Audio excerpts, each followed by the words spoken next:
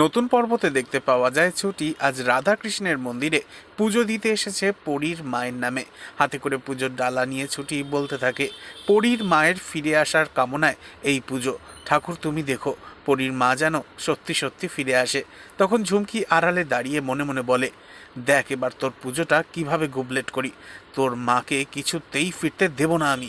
এই বলেই ঝুমকি ধাক্কা মেরে দিয়ে চলে যায়, আর ছুটির হাত থেকে সমস্ত পুজোর ডালা মাটিতে পড়ে যায়। ছুটি তো চিন্তায় পড়ে যায় কিভাবে এই পুজোটা দেয়া হবে। আর ঠিক সেই সময় হঠাৎ মন্দিরে চলে আসে মুখে কাপড় ঢাকা দিয়ে ভিখারি সাজে পরীর মা। পরীর মায়ের সাথে অভির ধাক্কা লেগে যায়, আর সে ছুটিকে দেখে অবাক হয়ে তাকিয়ে থাকে। মুখোমুখি মা আর মেয়ে, সময় মুছে দিয়েছে পরিচয়, তবে কি রক্তের টানে কাছাকাছি আসবে আবারও তারা? সব সত্যি সামনে আসার পর কি হবে ঝুমকির পরিণতি? নেক্সট আপডেট জানতে এক্ষুনি সাবস্ক্রাইব করে আমাদের সাথেই থাকুন। ধন্যবাদ।